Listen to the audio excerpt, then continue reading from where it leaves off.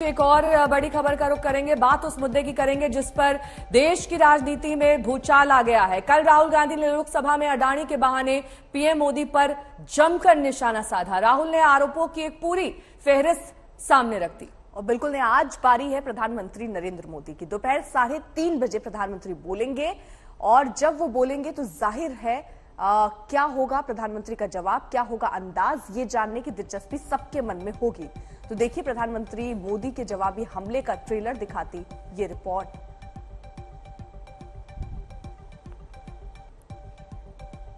इस बीच वार पलटवार की स्थिति बीजेपी और कांग्रेस के बीच। सरकारी बैंकों का पैसा अडानी को क्यों दिया, ये सवाल कल राहुल गांधी ने किया तो रविशंकर प्रसाद ने जवाब दिया कि भ्रष्टाचार करना आपके परिवार का इतिहास रहा है। अब लगातार ऑगस्टा वेस्टलैंड और नेशनल हेराल्ड मामले को लेकर बीजेपी भी कांग्रेस पर जमकर आरोप लगा रही है। मुंबई एयरपोर्ट अडानी को बेचने के लिए दबाव नहीं था, ये सफाई भी बीजेपी की ओर से संजय रेड्डी ने दी है। राहुल गांधी ने कहा कि जीवीके ग्रुप पर दबाव डालकर मुंबई एयरपोर्ट अडानी को सौंपा गया। तो ये आरोप नेहा जो राहुल गांधी ने लगाए थे कि एक दबाव बनाया गया जिस पर दरअसल उस कंपनी के चेयरमैन ने ये कहा कि हमारी स्थिति ऐसी थी कि हमें बेचना पड़ा, लेकिन हम पे कोई दबाव नहीं थी। उसके अलावा बीजेपी और कांग्रेस पार्टी भी आमने सामने है। बीजेपी का ये कहना है कि ये दरअसल गलत और तथ्यहीन आरोप लगा रहे हैं और कांग्रेस पार्टी का ये कहना है कि सारे तथ्य और सबूत हमारे पास हैं, वक्त आने पर हम साझा करेंगे।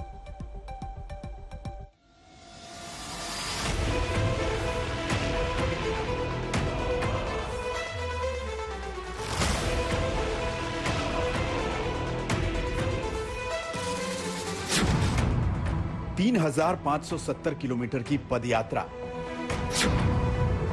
12 राज्य, 2 केंद्र शासित प्रदेश की परिक्रमा, 136 दिनों का लंबा पैदल मार्च। तमिलनाडु से लेकर केरला, महाराष्ट्र, मध्य प्रदेश, सब जगह। मंगलवार को राहुल गांधी लोकसभा में बोलने के लिए खड़े हुए तो शुरुआत भारत जोड़ो यात्रा से की, लेकिन बेहद थोड़े वक्त के लिए बिना देर किए वो उस फ्रंट पर आ गए जहां से प्रधानमंत्री नरेंद्र मोदी पर सीधे प्रहार की तैयारी थी। वो मोर्चा था अडानी का।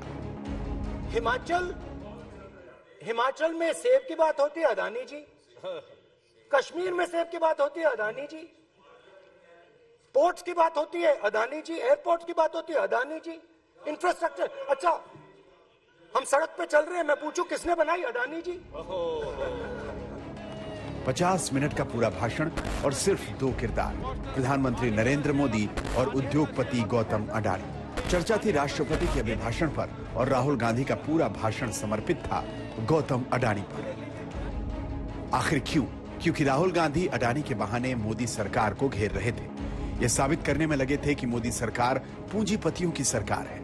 ये बताने में लगे थे कि देश हित की कीमत पर पूंजीपतियों का हित साधा जा रहा है। लिस्ट आती है, एक लिस्ट आती है दुनिया के सबसे अमीर लोगों की। इस पे ये 609 नंबर पे थे 14 में। 609 पीछे बिल्कुल। पता नहीं जादू हुआ, दूसरे नंबर पे पहुंच गए। मैं भी उसमें कुल मिलाकर राहुल गांधी अडानी की आड़ में मोदी से 1-to-1 का मुकाबला करने में लगे थे। इस मुकाबले में उन्होंने पीएम मोदी पर दायरा लांघकर हमले किए। अडानी पर फायदा पहुंचाने के आरोप के केंद्र में पीएम मोदी से उनका रिश्ता ही था। यह हमला इतना केंद्रित और एक तरफा था कि स्पीकर को भी ये याद दिलाना पड़ा कि आखिर बहस किस वजह से हो रही है। माननीय सदस्य, पोस्टर नहीं, प्लीज पोस्टर नहीं, पोस्टर नहीं है सर। देखिए आप बैठिए, 1 मिनट बैठिए। आप पोस्टरबाजी करेंगे तो इधर कहेंगे राजस्थान के मुख्यमंत्री का पोस्टर चिपकाएंगे। पोस्टरबाजी के लिए सदन नहीं है। आप बात करें, पोस्टरबाजी नहीं। स्पीकर सर, आप वरिष्ठ सदस्य हैं, स्पीकर सर, तो पोस्टरबाजी उचित नहीं है। स्पीकर सर, पोस्टरबाजी उचित नहीं है, प्लीज। राहुल गांधी ने अपने हिस्से का हमला कर दिया। कांग्रेस पार्टी लगातार हमले कर रही है। आज सोनिया गांधी भी इस मोर्चे पर मुस्तैद हो गईं। सोनिया ने एक हिंदी अखबार में लेख लिखा जिसकी कुछ लाइनें अडानी पर समर्पित थी। सोनिया ने लिखा, यह बजट भी गरीब और मध्य वर्ग की कीमत पर अपने कुछ अमीर दोस्तों को लाभ पहुंचाने की प्रधानमंत्री की पसंदीदा नीति को दर्शाता है। कोविड के दौरान जब करोड़ों भारतीयों की आय में गिरावट आई, तो कुछ अरबपति लाखों करोड़ों रुपए बनाकर दुनिया के सबसे अमीर व्यक्तियों की सूची में शामिल हो गए।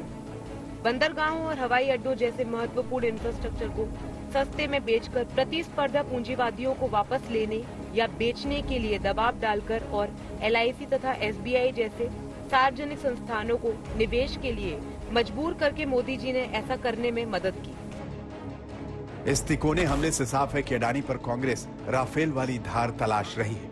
मोदी सरकार की छवि पर सीधी चोट हो रही है। अब सवाल यह है कि पीएम मोदी इस हमले पर क्या जवाब देंगे। मंगलवार को दोपहर 2:20 पर राहुल बोले। करीब 25 घंटे 10 मिनट बाद आज बुधवार 3:30 पर पीएम मोदी का जवाब आएगा।